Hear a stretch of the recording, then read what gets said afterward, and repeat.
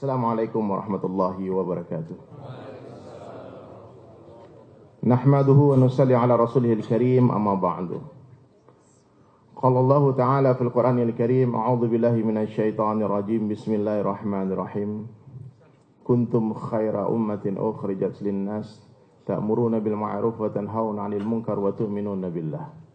Wa qala Nabi sallallahu alaihi wasallam fi hadis qudsi an Abi Darda radhiyallahu anhu yaqul sami'tu Abul Qasim sallallahu alaihi wasallam yaqul innallaha qala ya Isa inni ba'itsu min ba'dika ummatan in asabahum ma yuhibbuna hamidullah wa in asabahum ma yakrahuna tasabu was-sabru wala hilma wala ilma. Wa qala Isa alaihi salatu wassalam ya rabbi kaifa yakunu hadza lahum wala hilma wala ilma. Qala Allah ta'ala u'tihim min hilmi wa ilmi. Atau kama qala Rasulullah sallallahu alaihi wasallam. Alhamdulillah, hadirin yang mulia, kita bersyukur kepada Allah Ta'ala karena Allah telah memilih kita dan menjadikan kita semua sebagai umatnya Rasulullah sallallahu alaihi wasallam. Khaira ummat. Di Al-Quran itu dikatakan the best of ummah. Sebaik-baiknya umat. Umat yang Allah Ta'ala bangga-banggakan di dalam seluruh kitab. Di dalam Taurat, Zabur, Injil. Allah ceritakan tentang kita. Allah cerita kepada Nabi Musa alaihissalam, kepada Nabi Ibrahim alaihissalam, cerita kepada seluruh Nabi, cerita kepada Nabi Isa alaihissalam. Sehingga Nabi-Nabi pun berdoa kepada Allah, ya Allah jadikan kami sebagai umatnya Muhammad sallallahu alaihi wasallam. Nabi Musa ingin seperti antum, bang. Nabi Ibrahim ingin seperti apa? Seluruh Nabi ingin seperti kita. Ingin jadi umatnya Nabi Muhammad sallallahu alaihi wasallam. Dan satu-satunya doa Nabi yang Allah kabulkan hanyalah doa Nabi Isa alaihissalam. Dalam sebuah hadis yang sangat panjang, Nabi bercerita sebelum hari kiamat Allah turunkan lagi Nabi Isa alaihissalam, tapi bukan sebagai Nabi, tapi sebagai umatnya Rasulullah sallallahu alaihi wasallam. Diharamkan surga dimasuki oleh kaum-kaum terdahulu sebelum kita memasuki surga. Kita datangnya terakhir, tapi masuk surga lebih awal. Nabi kita Nabi yang terbaik. Rasulullah sallallahu alaihi wasallam pemimpinnya seluruh nabi. Seluruh yang berhubungan dengan Rasulullah sallallahu alaihi wasallam semua terbaik. Nama yang terbaik itu namanya Rasulullah sallallahu alaihi wasallam. Imam Syafi'i punya anak 12 orang laki-laki. Ketika anaknya lahir, dia cari nama yang terbaik. Anak pertama diberi nama Muhammad. Anak yang kedua lahir, dicari lagi nama yang terbaik, terindah. Kemudian diberi lagi nama Muhammad. Sampai 12 nama anaknya Muhammad semua. Satu orang bertanya, ya Imam, kenapa nama anakmu Muhammad semua? Dia bilang, saya sudah mencoba mencari nama yang indah, tapi saya tidak temukan nama yang lebih indah daripada Muhammad. Kemarin itu Muhammad Ali meninggal dunia. Anda tahu? Karena cintanya kepada Rasulullah, dia nggak mau tuh di jalanan yang nama-nama artis tuh. Walking Fame tuh. Dia bilang nggak mau. Bukan karena saya, tapi karena nama Muhammad itu. Maka taruh di dinding. Mulianya. Nabi kita Nabi yang terbaik, hadirin mulia. 100 akal yang Allah ciptakan. Itu 99 akal Allah berikan kepada Rasulullah sendiri. 1 akal dibagi untuk seluruh manusia termasuk seluruh Nabi. Antum bisa bayangkan bagaimana jeniusnya, cerdasnya Rasulullah sallallahu alaihi wasallam. Seluruh kebaikan Nabi-Nabi, bagaimana tampannya Yusuf alaihissalam, merdunya surah Daud alaihissalam, sabarnya Ayub alaihissalam, tawakalnya Ibrahim alaihissalam, hikmahnya Sulaiman alaihissalam, kuatnya Musa alaihissalam. Semua kebaikan Nabi-Nabi Allah berikan kepada Rasulullah sallallahu alaihi wasallam. Insan kamil, manusia sempurna. Rambut yang terbaik yang pernah Allah ciptakan itu rambutnya Rasulullah. Sampai hari ini masih ada di museum. Saya pernah baca di satu artikel, penjaga museum itu cerita, pernah satu kali berapa lembar rambut Nabi terjatuh. Dia cari nggak ketemu. Di malam hari dimatikan lampu, ternyata rambut Nabi mengeluarkan cahaya, nur. Mata yang terbaik matanya Rasulullah. Kulit yang terbaik kulitnya Rasulullah. Keringat Nabi lebih wangi dari kasturi. Kalau Nabi melewati satu jalan, orang tahu pasti Muhammad baru saja melewati jalan ini. Kenapa? Wangi tubuhnya tinggal di sana. Sama kayak kita, Pak, masuk masjid, orang tahu, pasti ini Ustaz udah masuk sini. Kenapa? Wangi parfumnya yang di pinggir jalan itu kita kecium, ketahuan. Wangi keringat kita ketahuan. Nabi SAW hadirin mulia sempurna. Matahari pun tidak berani menyentuh kulit Nabi langsung. Dari lahir sampai meninggal dinaungi awan berjalan kemana-mana. Darah yang terbaik darahnya Rasulullah, hati yang terbaik hatinya Rasulullah, jantung yang terbaik jantungnya Rasulullah, tulang belulang yang terbaik tulang belulangnya Rasulullah, kampung yang terbaik kampungnya Rasulullah, bahasa yang terbaik bahasanya Rasulullah sallallahu alaihi wasallam, sahabat yang terbaik sahabatnya Rasulullah, keturunan yang terbaik keturunannya Rasulullah sallallahu alaihi wasallam, dan umat yang terbaik adalah umatnya Rasulullah sallallahu alaihi wasallam. Fikir yang terbaik fikirnya Rasulullah, dan kerja yang terbaik adalah kerjanya Rasulullah sallallahu alaihi wasallam. Tentu semua orang-orang intelektual di sini, orang-orang bekerja, pasti orang sekolahan kan. Orang sekolah dia punya akal, dia berpikir. Pertama yang dia pikirkan, siapa yang menciptakan pikiran saya sehingga bisa berpikir? Ya Pak. Maka kita jangan sombong Pak, ini akal kita, intelektualnya Allah yang beri. Allah bisa jadikan orang yang paling cerdas di dunia menjadi orang paling idiot di dunia dalam hitungan detik. Tinggal Allah konsletkan sedikit otaknya, ketawa sendiri sudah. Rebutan makan di tong sampah sama anjing. Jadi jangan sombong, nggak ada sombong. Maka Rasulullah SAW hadir mulia, Nabi yang terbaik. Berbeda dengan Nabi-Nabi terdahulu. Kalau Nabi terdahulu sebelum dia buat kerja dakwah, sebelum Allah perintah berdakwah, Allah berikan kitab sempurna, Allah ajari dulu. Nabi Musa alaihissalam Allah suruh belajar kepada Nabi Syuaib. 8 tahun tambah 2 tahun, jadi 10 tahun. Mondok dulu. Belajar dulu, berilmu dulu, alim dulu. Setelah Allah sempurnakan Taurat, Allah berikan kepada Nabi Musa alaihissalam, baru perintah dakwah turun kepada Nabi Musa. Nabi Musa sebelum berdakwah Allah berikan Taurat sempurna. Nabi Daud alaihissalam sebelum berdakwah Allah berikan Zabur sempurna. Nabi Isa alaihissalam sebelum berdakwah Allah berikan Injil sempurna. Tapi Rasulullah berbeda hati. Sebelum berdakwah Allah beri 5 ayat saja. Iqra. Bismi rabbikal ladzi khalaq. Khalaqal insana min 'alaq. Semua kita hafal ayat ila akhir ayat. Setelah 5 ayat tadi hadirin mulia, apa perintah berikutnya? Ya ayyuhal mudassir, hai orang yang berselimut. Qum. Bangun. Fa'anzir. Beri peringatan, perintah dakwah langsung turun hadirin. Itu bedanya, Pak. Jadi orang hari ini banyak yang salah paham.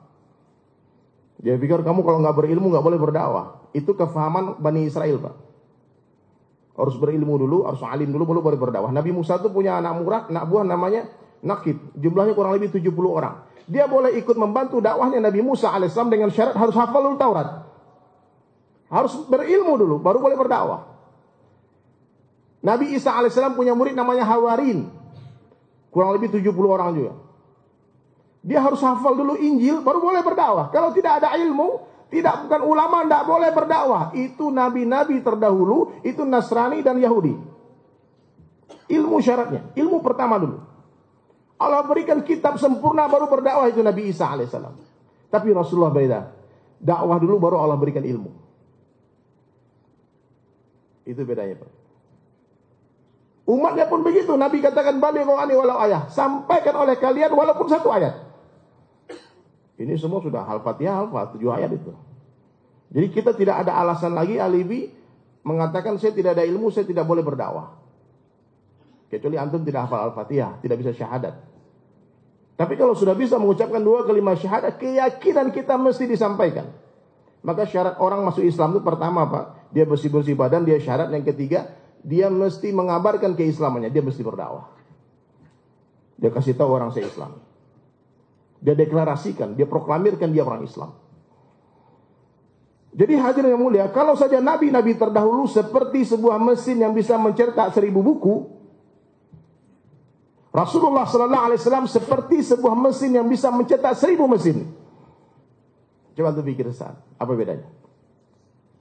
Kalau nabi-nabi terdahulu seperti sebuah mesin yang bisa mencetak 1000 buku, Rasulullah sallallahu alaihi wasallam seperti sebuah mesin yang bisa mencetak 1000 mesin. Yang mana 1000 mesin tadi bisa mencetak lagi 1000 mesin lagi, 1000 mesin lagi, 1000 mesin lagi. Sehingga dalam waktu singkat 23 tahun Islam tersebar ke seluruh penjuru alam. Apa rahasianya? Rasulullah sallallahu alaihi wasallam diperintah oleh Allah mengabarkan kepada seluruh sahabatnya bahwasanya dakwah adalah kerja kalian. Kenapa? Karena setelah aku tidak akan ada lagi nabi, la nabiyya ba'da. Bagaimanapun rusaknya orang di Jakarta, Pak, Allah nggak akan turunkan lagi nabi di Jakarta. Pelacuran di mana-mana, korupsi di mana-mana, pembunuhan di mana-mana, begal di mana-mana, Allah tidak akan turunkan lagi nabi. Siapa yang harus perbaiki keadaan itu? Seluruh orang yang mengaku sebagai umatnya Rasulullah SAW. Baik dia ulama ataupun dia orang biasa. Baik dia ustadz ataupun dia orang biasa saja. Dia tidak tahu apa-apa. Baik dia pedagang, petani, presiden, gubernur, bupati, semua mesti buat usaha dakwah. Semuanya mesti bekerja sama dalam dakwah. Tidak bisa orang berilmu saja yang berdakwah. Pergi perang itu tidak bisa jenderal semua, Pak. Kopral pun ikut, mayor pun ikut. Tukang pijit diajak juga, tukang masak diajak juga, tukang cuci diajak juga. Semua kita mesti. Kalau kita bersatu dalam dakwah, hadirin mulia, apapun organisasinya, apapun kelompoknya, apapun mazhabnya, apapun kajiannya, bersatu berkasih sayang dalam dakwah, selesai masalah umat.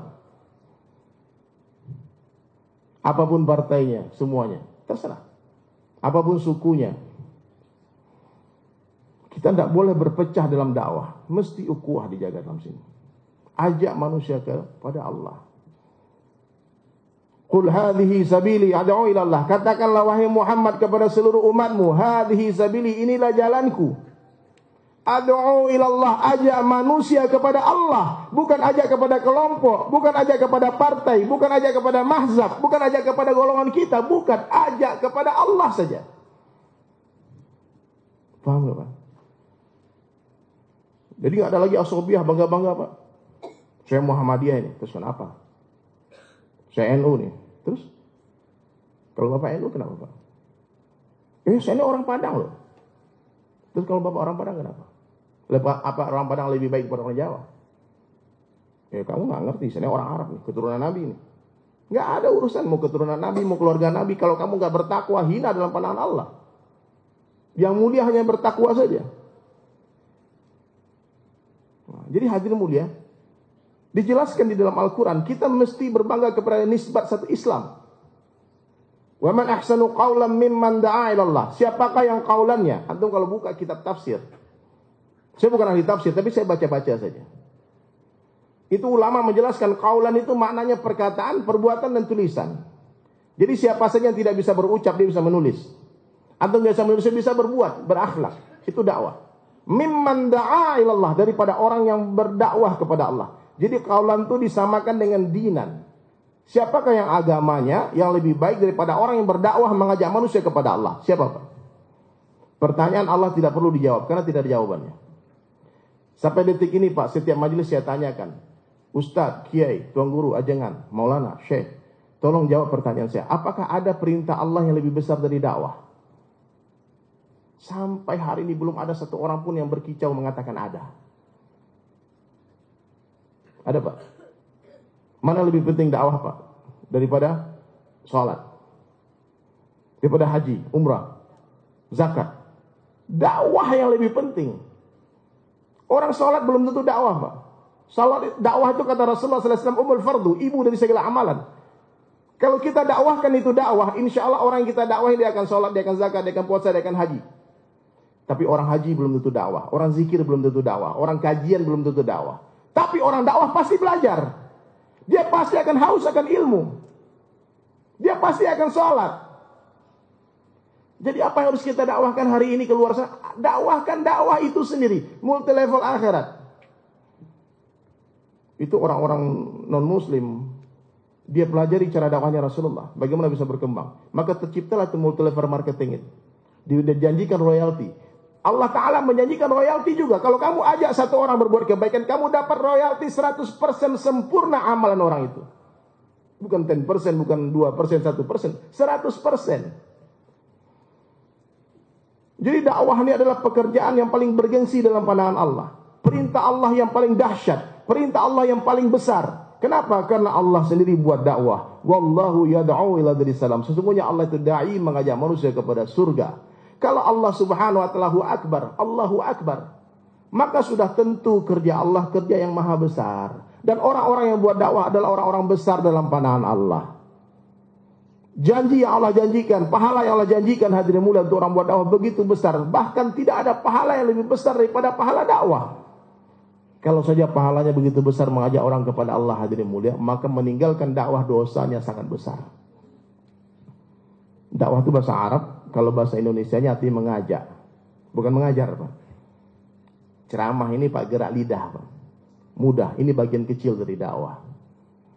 Dakwah itu amal agama sempurna. Kadang dengan pakaian kita, dengan muamalah kita, muasyarah kita. Bapak berdagang, transaksi, orang bisa dapat hidayah. Masya Allah, orang Islam dagang luar biasa ya. Dia ceritakan aib-aib barangnya. Ini mobil Pak, saya jual Pak ya. Pernah turun mesin 3 kali Pak. Kalau dibawa mogok-mogok terus Pak. Silahkan Pak, Bapak beli dengan harga berapa. Nah itu cara berdagang orang Islam. Tapi kalau mobil Bapak pernah turun mesin, pernah tabrakan, gak diberitahu, itu hasil transaksi jual beli muamalahnya haram. Mimman da'a ilallah wa amila salihan, dan dia beramal saleh. Wa qala innani minal muslimin, dan dia berkata aku orang Islam. Pak, saya orang Islam biasa Pak. Kalau antum tanya apa ormasnya dari kecil, saya orang Padang. Di Padang itu Muhammadiyah. Saya ngertinya fikihnya itu Muhammadiyah. Tapi nggak apa-apa. Orang NU saudara kita, orang NW saudara kita, Hizbut Tahrir saudara kita, PKS saudara kita, partai meskipun berbeda. Ada yang nggak berpartai juga. Salafi saudara kita, Jamaah Tabligh saudara kita. Lihat kebaikan, jangan lihat keburukan. Nggak ada satupun yang sempurna di dunia. Siapa yang sempurna di sini Pak? Pergerakan mana yang sempurna?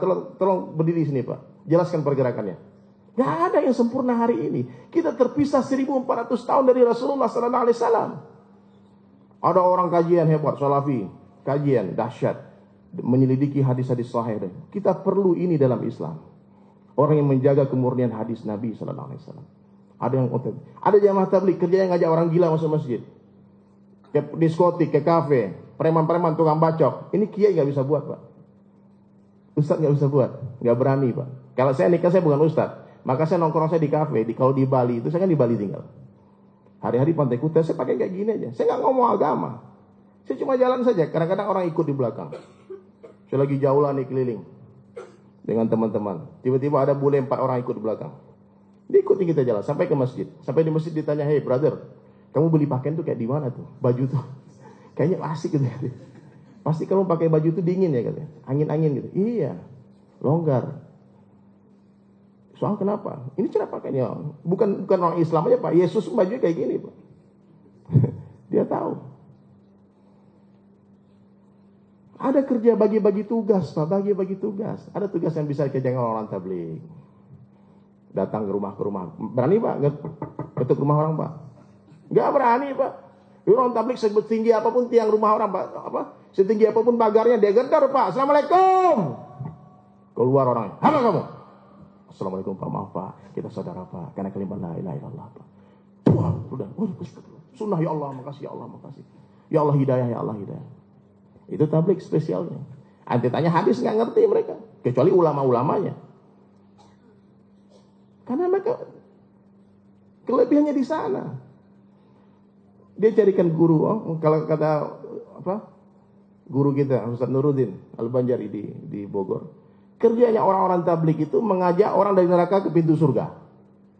Kerjanya para ulama, orang-orang ahli ilmu mendorong orang dari pintu surga ke dalam surga. Pak, kerjasama Pak ya. Jangan antum lagi selalu menyalahkan kamu ngapain keluar-keluar. Kalau antum nggak bisa keluar seperti orang tabligh, bantu orang keluar minimal dengan doa. Ini dakwah Pak. Dakwah itu bisa dibuat dengan segala cara. Profesi kita, orang kantoran dakwah di kantor, petani dakwah di sawah, pedagang dakwah di pasar.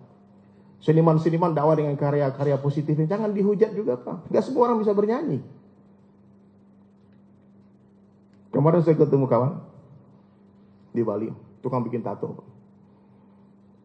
Siapa namanya lupa. Saya posting itu di Facebook. Tukang bikin tato full badannya. Dia mu'alaf masuk Islam. Saya tanya kenapa kamu masuk Islam? Dia bilang saya masuk Islam pertama gara-gara mendengar syair lagunya Tombo Hatinya Mas Opik. Itu syair Pak. Mas Opik yang bikin nadanya, tapi liriknya Sunan Kalijaga yang buat tuh. Ternyata kalau kita berkarya dengan niat untuk hidayah, itu dakwah hati mulia, orang bisa dapat hidayah. Ulama berdakwah dengan dalil-dalilnya, dengan hujahnya. Mujahid berdakwah dengan pedangnya. Muazzin berdakwah dengan azannya. Tukang pijit berdakwah dengan pijitannya. Saya pernah ketemu satu orang tukang pijit refleksi hadir mulia dapat hidayah. Gara-gara apa? Kenapa kamu dapat hidayah? Saya mijitin ustadz itu katanya. Banyak orang saya pijit kalau dia kesakitan dia teriak aduh. Tapi giliran ustadz itu dia kesakitan dia bilang Allah. Saya bilang saya pengen belajar agama habis itu tuh. Setelah itu dia mijit, setiap mijit orang dakwah Pak. Pak kalau sakit ucap Allah Pak ya. Allah, Allah, Allah. Dia dakwah dengan pijitannya. Saya punya pengalaman pernah dakwah Pak di Bali. Karena waktu itu tidak ada dalil, tidak ada penunjuk jalan. Kita lagi pergi khuruj dakwah di satu kampung. Tidak ada orang Islam, sedikit, ada musola kecil. Jadi kita jalan, ketemu orang depan rumahnya. Saya ucap Assalamualaikum. Dia jawab Waalaikumsalam. Oh maaf Pak, kami dari masjid. Kami satu rombongan. Kita lagi itikaf di masjid. Kita ini saudara Pak, karena kalimat la ilaha illallah Muhammad Rasulullah. Jadi kami lagi ada masa-masa di masjid, lagi makan-makan. Kami ngundang Bapak untuk makan sama-sama. Oh ya siap, sebentar. Dia ke dalam rumahnya, dia ambil pecinya. Dia punya peci nasional. Datang ke masjid. Sampai di masjid, kawan saya dipijit-pijit dia, punggungnya Bapak. Oh enak. Tengkurap dia Pak, dia pengen dipijit beneran. Dia pijit beneran, enak pijit. Saya kasih minum, susu, cai, semuanya, makan. Pas azan maghrib itu Bapak hilang. Mana Bapak Suroso tadi? Hilang dia. Tahu-tahu besok siang dia datang ke masjid, dia bilang, Bang, bisa dipijit lagi nggak? Itu pijitannya enak kemarin. Dipijit lagi. Hari kedua di sana, hari ketiga dia datang dengan seluruh keluarganya. Dia bilang, saya sudah 2 hari ini berpikir keras. Saya ini Nasrani Pak. Tapi ketika saya masuk masjid, saya rasakan sesuatu yang beda. Ada kasih sayang di dalam masjid. Saya kasih makan, dipijitin, diikram semua. Kami sudah sepakat satu keluarga pengen masuk Islam. Syahadat di hari ketiga. Salah masuk rumah. Kemarin saya diundangkan di Trans 7 di acara Hitam Putih. Tuh dia di Kobuzer, si botak tuh yang undang. Dia bilang, jadi dari ini dakwah sama diskotik, di klub-klub, maksudnya dakwah kemana? Saya bilang, saya nggak berdakwah di sana, saya cuma datang saya ke sana, saya nggak bicara di sana. Karena di diskotik nggak mungkin kita gimana mau ngomong hal-hal nggak kedengaran. Saya cuma duduk di sana, bikin suasana saja. Saya mencari saudara-saudara Muslim saya di sana. Saya Pak, alhamdulillah saya nggak kehitung berapa banyak orang mungkin yang bersyahadat melalui tangan ini. Wallahualam, saya nggak pernah hitung, tapi banyak. Tapi nggak pernah sekalipun saya yang mendatangi orang kafir untuk masuk Islam, nggak pernah. Karena saya pikir hadirin kalau kita menawarkan Islam kepada orang non-Islam seperti orang jual obat kurap, tapi dia kurapan. Siapa yang mau beli Pak? Kita aja orang berteduh ke rumah kita sementara atap rumah kita masih bolong. Saya lihat ada umat Islam hari ini tukang bohong, tukang tipu, orang Islam semua ini semua orang semua pelacur, pezina semua, koruptor Islam. Gimana kita mau cerita indahnya Islam? Maka target pertama hadirin mulai saya dengar para ulama ahli dakwah, datangi orang Islam terlebih dahulu. Katakan kepada mereka, oh Muslim, biar Muslim, wake up, bangun, kamu jadi orang Islam, amalkan agamamu. Kalau kita udah tabur itu obat di kurap kita, orang tanya, kamu pakai apa? Sehingga orang pengen masuk Islam. Seperti sahabat. Saya datang ke bartender, rata-rata bartender di Bali itu orang Islam. Ada waitress, cewek-ceweknya itu Muslim. Setelah saya tahu berapa orang Islam, saya tunggu di depan pintu klub. Ajak ke masjid, Bang, ada pengajian besok di masjid, datang Bang. Kita makan-makan, minum-minum. Tapi saya malu ke masjid Bang. Kenapa malu? Saya banyak dosa Bang. Sholat Bang. Tapi dosa saya banyak Bang. Kalau dosa Bapak Abang banyak, sholat harus lebih banyak lagi. Tapi saya nggak pede, malu saya sholat Bang. Abang kalau banyak dosa, malu sholat. Seperti orang badannya kotor dengan penuh kotoran, bau busuk. Tapi disuruh mandi, dibilang, aduh saya malu mandi Pak. Kenapa? Badan saya terlalu bau. Mesti kalau badan kita bau, mandi harus lebih lama. Mandi harus lebih sering lagi. Maka kalau antum mau dakwah Pak, jangan bicara tinggi-tinggi dulu Pak. Nanti orang nggak paham. Ajak sholat saja. Bang, saya ini suka main perempuan Bang. Teman saya curhat. Nggak bisa hilang Bang. Pokok kamu sholat ya. Tutup aibmu. Sholat saja. Saya masih suka khamar Bang, narkoba Bang. Sholat. Saya jualan ganja Bang. Sholat kamu. Saya bilang sholat kamu. Nanti kalau saya bilang munafik sama orang gimana Bang? Kasih tahu sama mereka, mungkin saya memang munafik. Saya doakan ampunan untuk abang dan ampunan untuk saya. Tolong doakan saya. Tapi sholat saya, itu urusan saya dengan Tuhan saya Allah. Tidak ada hubungan dengan satu orang manusia pun. Kenapa kita harus sujud sama Allah? Kenapa kita harus menangis kepada Allah? Kenapa kita harus sholat? Karena kita manusia. Kita gak sempurna, kita banyak dosa, kita banyak salah. Ini Ini yang hadir di sini semua pendosa ini. Saya bisa pastikan 100% pendosa semua. Termasuk saya. Kenapa? Kita punya syahwat. Tiap saat pengen maksiat. Meskipun dosa kita beda-beda, nggak sama dosanya. Tapi mentang-mentang dosa kita nggak sama dengan dosa orang lain, lalu kita merasa lebih baik. Dosa lu nggak keren bro. Dosa gua dong, mantap. Enggak. Nih ibu-ibu, lihat temannya belum pakai hijab. Ibu udah pakai hijab syar'i. Wah, gede hijab. Kau nggak paham agama. Itu tidak berhijab, satu dosa teman kita Allah perlihatkan di mata kita. Tapi berapa banyak dosa kita Allah tutupi. Jangan hanya gara-gara hadir mulai dosa kita berbeda lalu kita merasa lebih baik. Jangan. Saya berpakaian kayak gini bukan berarti saya lebih baik, Pak. Tidak, karena dosa saya banyak. Saya berharap sama Allah mudah-mudahan dengan cara berpakaian kayak gini ini diejek-ejek orang, dimaluin orang, nanti masuk surga. Kan Nabi berjanji, "Man ahya sunnati faqad ahabbani wa man ahabbani kana ma'i fil jannah." Siapa yang menghidupkan sunnahku sungguh dia cinta kepadaku, dan siapa yang mencintaiku bersama-sama denganku di dalam surga. Saya pengen masuk surga, ilmu tidak ada. Saya bukan ustaz, Pak. Wallahi saya bukan ustaz. Bukan. Itu ayat-ayat yang tulis lama saya hafal itu. Wah, lama hafal itu. Ini ustaz-ustaz banyak di sini beneran, ustaz beneran. Tapi mudah-mudahan dengan pura-pura jadi ustaz nanti jadi ustaz beneran. Amin. Kayak kawan saya pura-pura jadi banci, jadi banci beneran. Iya Bang ya. Santai-santai saja. Kita agama ini indah. Agama ini mudah. Mestinya agama ini menjadikan kita orang yang berakhlak mulia. Orang lihat kita senang. Orang kita nggak ada orang rindu. Mana itu Pak Jenggot? Nggak ada. Jangan sampai kita datang hadir mulai di satu tempat orang berkasih sayang berpecah gara-gara kita. Hanya masalah-masalah kecil furu'iyah yang nggak penting dan yang bukan urusan kita. Pak antum tahu khilafiyah itu monopoli ulama. Kalau antum bukan ulama jangan berdebat masalah khilafiyah. Wallahi stop, jangan berdebat karena nggak akan selesai sampai hari kiamat. Bagaimana standar ulama itu Bang? Standar ulama itu ciri-ciri mudahnya, dia nulis Arabnya lebih cepat daripada nulis Latinnya. Itu ulama tuh.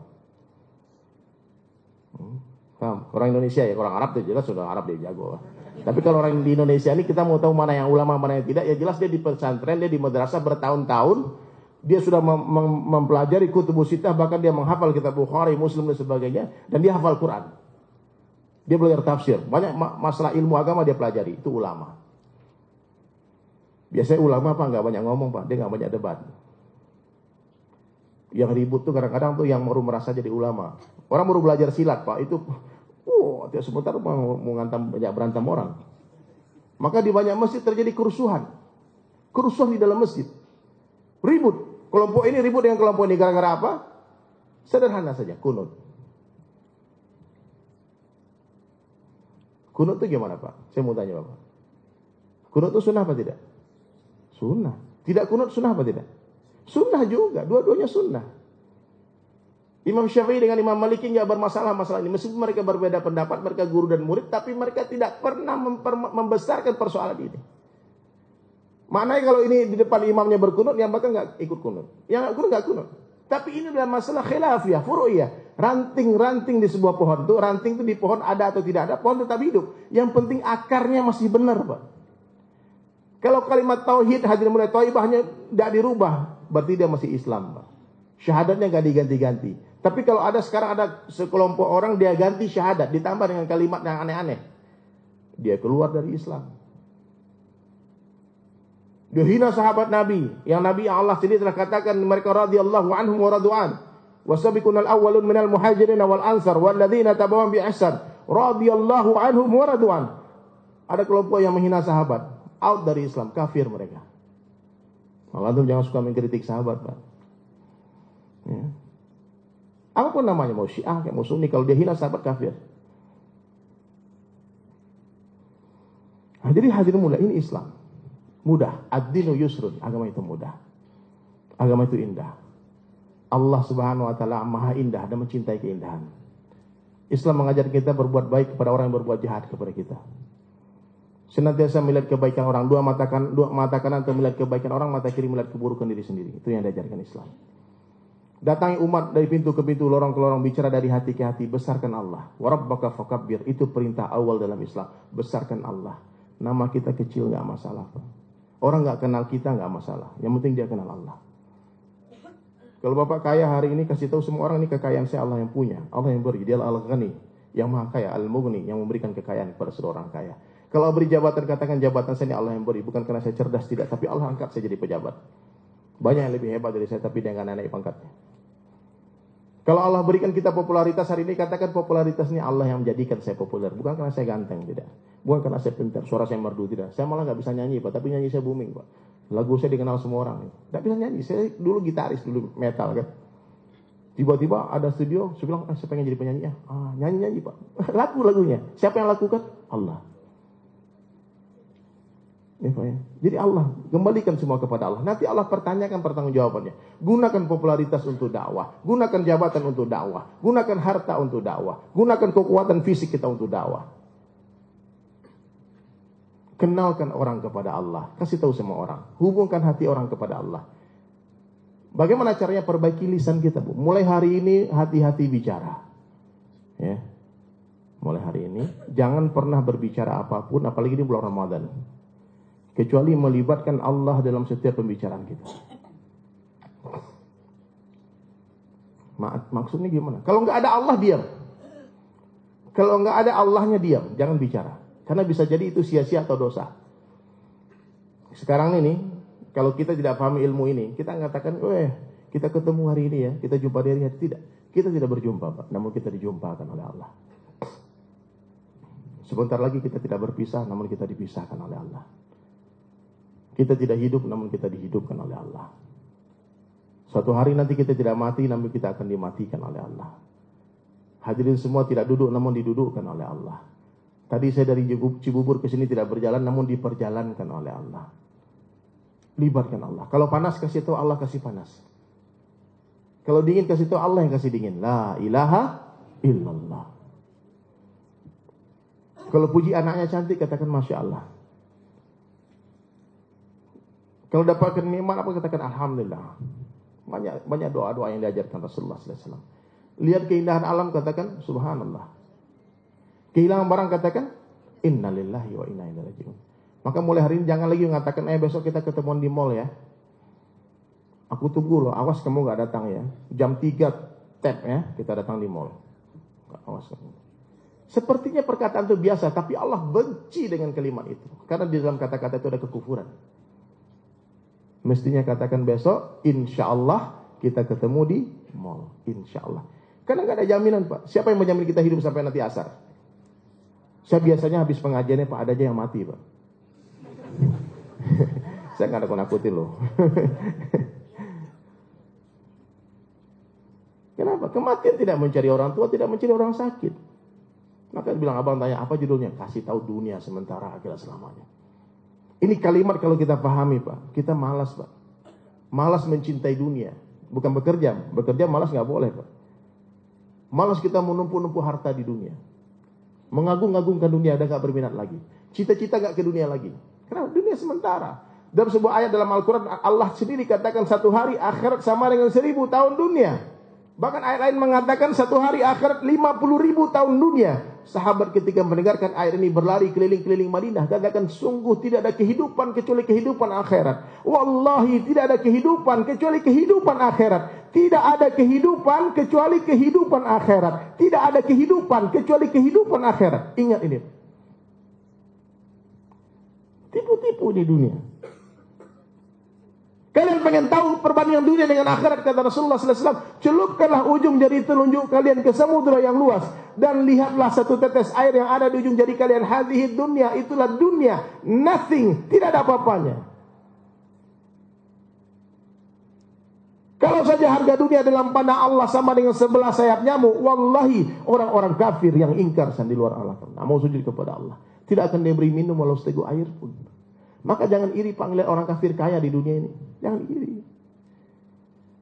Tidak ada hubungannya kekayaan dengan kebahagiaan. Kebahagiaan itu hubungannya dengan ketaatan kepada Allah, dengan iman dan amal saleh. Siapa saja yang beriman dan beramal saleh, baik dia laki-laki ataupun wanita, pasti Allah akan berikan dia hayatun thayyibah. Allah berikan kehidupan yang baik. Allah berikan kehidupan yang lapang meskipun rumahnya sempit. Hari ini berapa banyak orang yang kehidupannya sempit namun rumahnya lapang. Rumahnya gede, tapi sempit kehidupannya. Karena nggak ada iman, takut mati, takut miskin. Ketakutan akan kemiskinan itu lebih menyakitkan daripada kemiskinan itu sendiri. Maka jangan dipikir orang kaya bahagia. Jangan disangka orang miskin sengsara, belum tentu. Yang jelas kebahagiaan itu Allah berikan hanya kepada orang beriman saja. Orang kaya yang beriman bahagia. Orang miskin yang beriman pasti bahagia. Presiden yang beriman pasti bahagia. Presiden gak ada iman pasti dia sengsara. Allah mampu menghinakan presiden-presiden di dunia, raja-raja di dunia tanpa mengambil kerajaannya. Allah mampu membahagiakan orang-orang biasa tanpa menjadikan dia raja.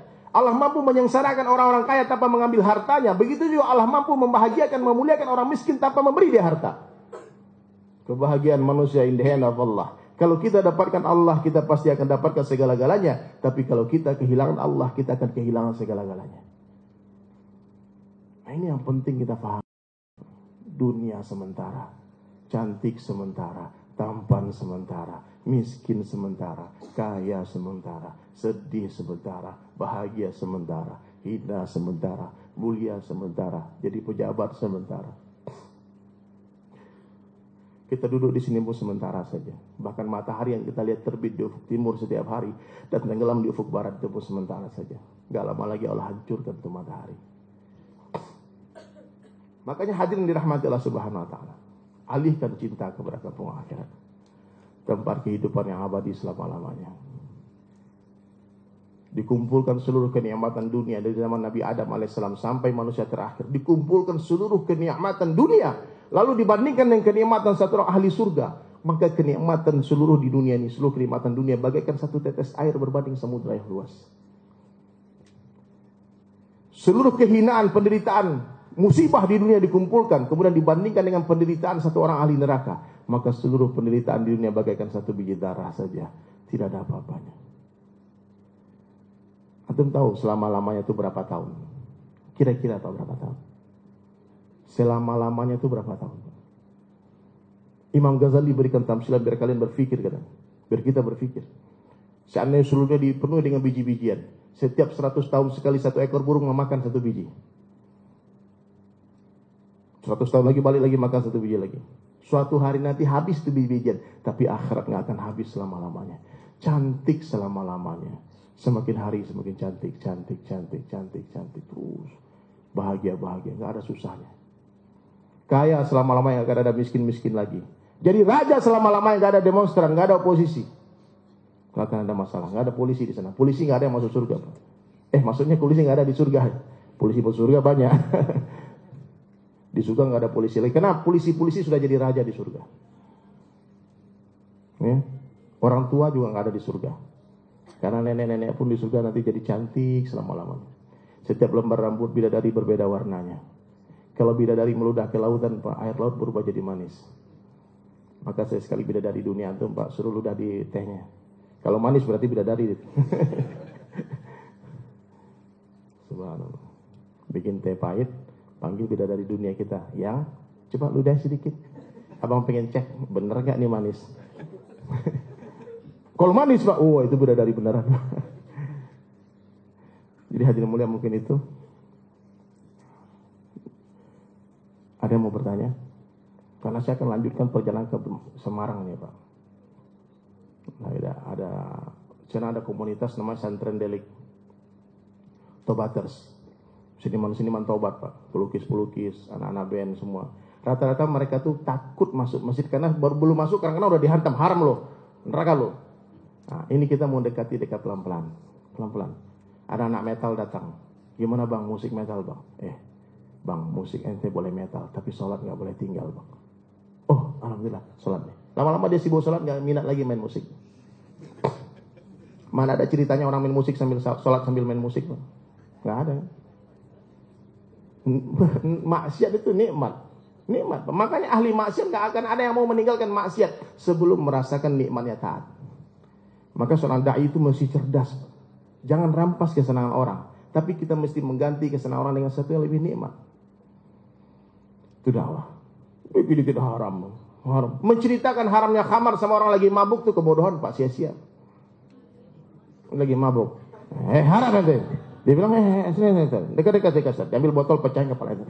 Goblok. Bukan hidayah. Antum pulang kajian nih. Yang sampaikan Ustadz lulusan Madinah. Alim. Disampaikan hadis sahih tentang bab pernikahan. An-nikah sunnati. Nikah itu sunnahku. Pulang-pulang jos, panggil adiknya, anak TK. Dek, duduk dek. Tadi abang ngaji, dek. Ini hadis sahih loh dek. Nikah itu sunnah dek. Yang tidak mau menikah bukan umatku, kata Nabi SAW. Apalagi itu dek, kalau menikah itu sama gadis, itu kata ustadznya bulan madunya 7 hari dek. Itu anak kecil gak ngerti apa pernikahan. Belum waktunya dia mendengarkan perkara itu. Paham tuh? Saya sampaikan ini. Jadi tidak semua ilmu kita itu orang perlu. Kalau kita berdakwah berikan yang orang perlukan. Tidak semua yang kita miliki orang perlukan. Maka berdakwah itu jangan bicara hukum hakam, Pak. Saya diundang di bank. Ustaz, gimana hukumnya bank itu, Ustaz? Karyawan bank tanya. Saya bilang saya nggak tahu. Nanti kalau saya bilang haram, nanti kabur semua mereka. Ataupun dia bilang dia tahu hukumnya, terus dia nggak mau taat, fasik. Ya Allah, mudah-mudahan nih saudara saya ini dihisap sebagai orang tidak tahu, ya Allah. Ibu ngaji saja dah, bapak ngaji setiap hari, ngaji, belajar lagi pelan-pelan nanti. Dan alih profesi pelan-pelan. Kan ada syariah sekarang ini semua. Kita jangan langsung dobrak pintu, Pak. Open the door, don't break the door. Buka pintu, jangan didobrak. Didobrak itu pintu, kita bisa masuk, tapi rusak pintunya. Kalau jembatan baru belum dibangun, belum selesai, yang lama jangan dirubuh dulu, Pak. Pelan-pelan kita hijrah, pelan-pelan. Ini yang dimaksud dakwah dengan hikmah. Itu pengharaman khamar di Madinah, Pak. Kalau pertama dakwah Nabi langsung bilang haram khamar, haram khamar. Nggak ada sahabat yang mau masuk Islam. Karena mereka begitu mencintai khamar waktu itu. Kumur-kumur pakai khamar, cuci muka pakai khamar. Tiba-tiba datang orang yang nggak jelas katakan haram khamar. Allah loh. Ya. Bisa Pak ya, dakwah itu jangan keras-keras Pak. Jangan paksa-paksa. Jangan mengkritik. Mengkritik dalam dakwah itu haram, tapi memperbaiki wajib. Jadi kalau ada teman yang nggak mau pakai hijab, jangan bilang kamu nggak ngerti ya, kamu nggak pakai jilbab terus lu nggak paham-paham nih. Nih baca nih Al-Ahzab 59 nih. Bukan gitu dakwah Pak. Itu marahin orang namanya. Dakwah tuh nggak boleh marah-marah, nggak boleh kasar-kasar. Kan Nabi katakan, hai Muhammad, Allah perintah kepada Rasul, hai Muhammad, jangan kamu berlaku kasar karena mereka akan lari. Siapa mereka? Itu sahabat. Apalagi cuma kita, Pak. Hari ini kalau dikasarin, lari pasti, Pak. Rangkul mereka pelan-pelan, rangkul. Itu bunga kalau dipaksa mekar, mati. Maka tugas orang dai itu hanya menyirami bunga dari setiap hari disirami. Nanti akan mekar pada waktunya. Ya. Jadi kalau temannya nggak berhijab, belikan jilbab. Sayang, kamu kalau pakai jilbab ini cantik nih sayang. Sama kayak saya juga dakwah di Makassar sama banci-banci, Pak. Nangis-nangis. Ustaz, tidak. Saya dosakan Ustaz. Saya mau tobat Ustaz.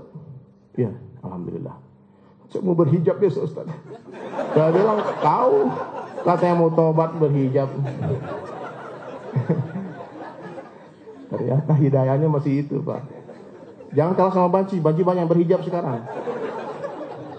Banci syar'i katanya. Itu kisah nyata tuh. Itu liput di dalam sujud. Allahu Akbar. Astagfirullah. Jadi kesimpulannya hadirin mulia, biar nggak usah tanya-tanya. Kalau tanya panjang lagi urusannya itu, Pak. Nanti kalau tanya japri aja. Subhanallah. Orang yang baik dalam pandang Allah, ciri-ciri yang pertama, hatinya terbebas dari kemusyrikan. Dia hanya takut kepada Allah saja. Dia hanya meminta kepada Allah saja. Dia hanya berharap kepada Allah saja. Semakin besar harapan hati kita kepada selain Allah, semakin besar kekecewaan yang akan menghantam kehidupan kita. Yang kedua, orang yang baik dalam pandang Allah, kehidupannya dihiasi oleh sunnah Rasulullah SAW. 24 jam ikut Nabi. Meskipun kita tidak mampu hidupkan sunnah 100%, tolong jangan tinggalkan 100%. Amalkan semampunya. Ya Pak ya. Pak ini sunnah loh Pak. Sorban ini sunnah. Kalau tuh nggak mau pakai nggak apa-apa. Tapi kalau orang pakai sorban jangan diketawain ya. Ini pakaian Rasulullah. Ini bukan pakaiannya Ustadz Habib, bukan orang Arab, bukan. Ini pakaian Rasulullah SAW. Saya sudah belajar di kitab-kitab ini. Orang tanya, apa wajib bang sorban? Oh enggak. Saya lihat bang Leri ini kalau sholat pakai sorban terus. Wajib ya? Bukan, ini sunnah. Enggak pakai enggak. Kalau pakai peci hitam gimana bang? Boleh. Kalau yang pakai songkok putih itu boleh? Boleh ya bang? Boleh nggak bang? Boleh. Kalau nggak pakai songkok boleh nggak bang sholat? Boleh juga. Yang nggak boleh itu kalau kamu sholat pakai helm. Yo, kacau kan pakai helm kan, kita sujud kan jidat terus nempel di tanah, itu persoalan. Tapi kalau helmnya dilubangin boleh juga. Karena banyak hari ini orang yang suka pakai helm. Ada teman saya tuh cewek jilbab suruh, kamu pakai jilbab dong. Aduh panas bro, panas. Dia bilang, tahu-tahu dia pulang pakai helm. Dia bilang, kamu pakai helm nggak panas? Ada polisi razia di sana. Dia bilang, kau sama polisi takut, sama Allah nggak takut. Ya. Itu kejadian umat. Kemudian sholatnya orang yang baik dalam pandang Allah, laki-laki berjamaah di masjid 5 waktu. Perempuan silahkan ke masjid tapi lebih baik di rumah. Itu perempuan. Ya. Kalau laki-laki sholat di rumah, pastikan dia laki-laki soleha. Jadi kalau ibu-ibu punya suami sholat di rumah, kasih mukena warna pink. Ya, ada Hello Kitty-nya itu. Malu Pak, malu. Allah tuh sudah tegur orang Indonesia sebetulnya. Pernah kita dipimpin presiden perempuan, ingat Pak? Itu Allah mau kasih tahu, hai kau laki-laki di Indonesia, karena kau suka sholat di rumah, aku kasih kau presiden perempuan. Karena kalian semua seperti perempuan. Mesti taubat kita Pak. Ya, mulai hari ini berjanji semua sholat berjamaah di masjid 5 waktu. Amin. Ayo, khusus bapak-bapak angkat tangan. Saya berjanji. Mulai hari ini saya akan sholat 5 waktu berjamaah di masjid sampai mati. Udah janji. Udah janji. Orang ingkar janji namanya apa? Yang suka ingkar janji namanya orang apa? Munafik. Kalau janji loh ya. Ya. Amin. Mudah-mudahan Allah mudahkan. Bisa Pak. Kalau ada niat ada jalan. Ada 1000 jalan. Tapi kalau nggak ada niat ada 1000 alasan. Meeting lah, jalan lah, macet lah ini semua. Aduh panas lah nanti dia. Insyaallah. Kemudian ilmu penting. Ilmu itu seperti air, hanya mengalir ke tempat yang lebih rendah. Orang yang tinggi hati nggak tambah ilmunya. Jadi kalau ada ustadz bicara di sini, Pak jangan antum tanya itu ustadz aliran apa itu. Dengarkan apa kata, jangan lihat siapa yang bicara. Kalau salah luruskan. Nanti kalau ada pembicara yang salah Pak, tolong japri ataupun langsung tegur, nggak apa-apa. Der itu nggak benar der, karena ente kan anak metal, ente banyak salah, nggak ngerti itu salah itu. Saya akan terima Pak. Jadi kalau ustadz ini bukan nabi Pak, ustadz siapapun yang duduk di sini nanti jadwalnya itu bukan nabi, pasti punya kesalahan. Tapi tugas kita meluruskan, memperbaiki kalau salah. Tapi kalau yang baik, ya ambil baiknya. Meskipun kebenaran itu keluar dari moncongnya harimau, ambil Pak. Ya, ambil kebenarannya. Kemudian hadir orang baik dalam pandangan Allah, dia tawadhu, dia nggak sombong. Dia menganggap orang di seluruh dunia lebih baik dari dia. Dia selalu katakan kepada diri dia, sebaik-baik saya lebih baik orang lain, seburuk-buruk orang lain lebih buruk saya. Gimana? Coba diulang. Sebaik-baik saya lebih baik orang lain, seburuk-buruk orang lain lebih buruk saya. Kalau ketemu orang tua, katakan ya abang saya, bapak saya lebih baik dari saya. Kenapa? Karena beliau lebih dulu menyebut nama Allah dari saya. Lebih duluan sholat dari saya. Pasti pahala orang tua itu lebih banyak daripada pahala saya. Kalau ketemu anak muda yang lebih kecil, katakan adik itu lebih baik dari saya. Kenapa? Karena saya lebih duluan bermaksiat daripada dia. Pasti dosa saya lebih banyak daripada dosa dia. Kemudian ikhlas dalam setiap amal. Dan yang terakhir, yakinlah dunia bukan tempat tinggal kita, namun dunia adalah tempat meninggal. Dunia ini bukan tempat tinggal kita, namun dunia adalah tempat yang akan kita tinggalkan. Enggak lama lagi kita akan lanjutkan perjalanan ke akhirat. Di sanalah kehidupan yang sesungguhnya, kampung halaman kita yang sesungguhnya. Maka pulang kampung banyak-banyak kirim bekal ke sana Pak. Semoga Allah beri kita paham, ya. Dan kita semua pasti akan mati. Orang kaya, miskin, mati. Raja-raja, rakyat biasa, itu ada lagunya tuh Pak. Baik, kita tutup dengan bernyanyi sama-sama ya. Tapi ini nyanyi bukan kayak gereja Pak, ini nyanyinya lagu mengingat mati. Oh Allah. Kalau saya bilang orang kaya, semua bilang mati. Siap? Ayo Pak, tes suaranya. Jangan ada fales loh. Nanti kalau fales saya nggak mau datang lagi. Orang kaya, mati. Orang miskin, mati. Raja-raja, mati. Rakyat biasa, mati. Yang di belakang, mati. Di belakang aja. Udah ya? Belum? Oh, yang di samping, mati. Yang di tengah, mati. Yang ceramah, mati. Kok giliran saya semangat sekali matinya? Subhanallah. Saya pasti mati Pak, tenang Pak. Tapi insya Allah belakangan insya Allah. Antum kalau mau buru-buru silakan, saking rindu sama Allah kan silakan. Iya Bang ya. Tapi saya sama abang ini kayaknya, Mas Jojo ini kayak duluan saya kayaknya. Kayaknya. Coba lihat Bang. Saya lihat wajah beliau, kalau saya sama beliau lebih duluan saya. Pergi takziah. Baik, subhanallah bihamdi subhanallah. Assalamualaikum warahmatullahi wabarakatuh.